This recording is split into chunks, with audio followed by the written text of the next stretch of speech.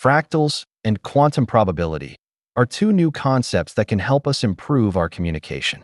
Fractals add the notions of stability and self-similarity.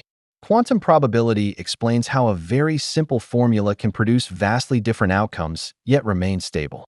Quantum probability can show us why communication can be so complex sometimes, and yet so simple other times. Applying the concepts of fractals and quantum probability can give us ideas of how to overcome many communication barriers. So, let's first talk about fractals and the concepts of stability and self-similarity and how to apply them to communication.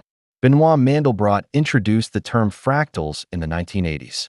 He described a fractal as a simple formula for which there are a small set of numbers that, when iterated through the formula many times, have a stable periodic orbit. The key term is stability. An example of a naturally stable fractal is the red spot on Jupiter or any storm for that matter. Storms, whether on Jupiter or Earth, are stable for the period of time they exist. By stable here, I mean that the system does something predictable for a period of time. Doing something predictable is what Mandelbrot meant when he used the term stable periodic orbit. A stable periodic orbit in a system is one where solutions tend to remain close to a specific point over time, while an unstable periodic orbit is one where solutions move away from a point. Let's start with the number 7. Square it. 49. Next, square 49. That is a lot harder, but the number is 2,401. The thing is, I don't really care about the answer. What I really care about is the iteration. Iteration is repeating that formula over and over. And you can see that iterating the squaring of a number will cause that number to get very big. We say it will blow up. Now, let's do the same thing and square 1. Okay, squaring 1 does not blow up. It just back and forth. Now square a half. Okay, it's going to get smaller. It approaches 0. It's best to see this on a diagram.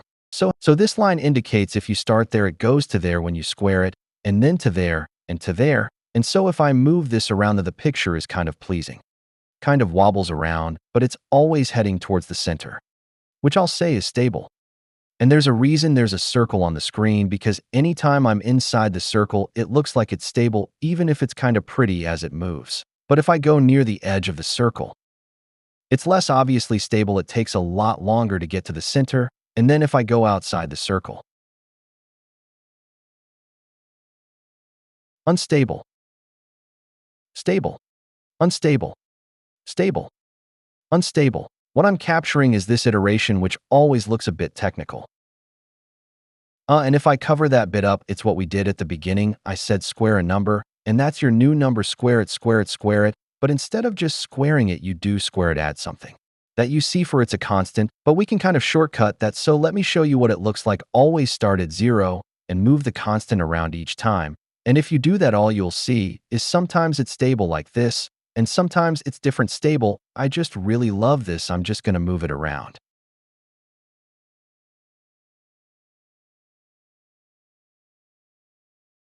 They're kind of predictable, and you get not predictable, you get spirally things, you get spider web things.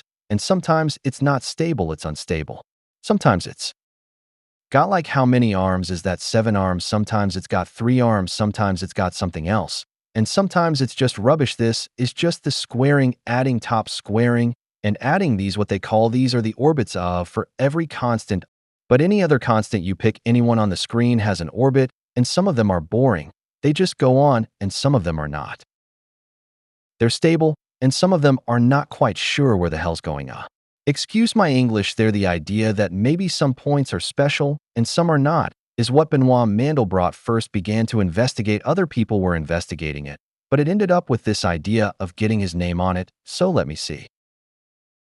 And the black regions, like I was coloring earlier, are stable. You can see anywhere I go in the black region, you get a nice stable pattern with lovely orbits, and that's the thing I love seeing move. But if I go over the edge, unstable, stable, unstable, stable, unstable.